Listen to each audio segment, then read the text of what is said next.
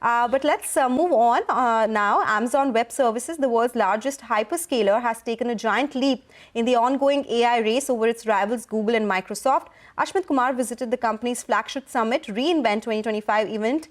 Here are the key takeaways from the event.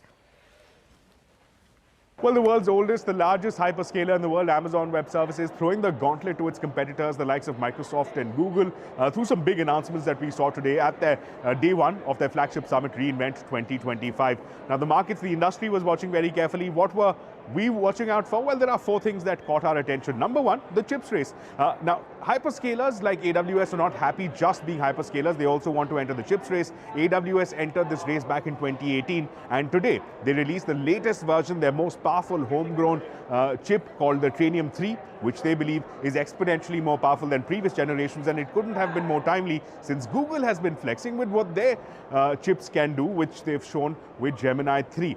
Not just this is not the end of the road. Matt Garman, their CEO, the AWS CEO, said that there are lots more work under the wraps, that as far as the next generation is concerned of chips, that will be Trainium 4, which will be exponentially more powerful than this version. And this, importantly, is a statement of intent by AWS that they want to enter an ecosystem which is on lockdown by NVIDIA, courtesy its powerful GPUs. That was one. The second, as far as the LLM race is concerned, this is clearly heating up. With Gemini being released by Google, we've seen the GPT versions released by OpenAI.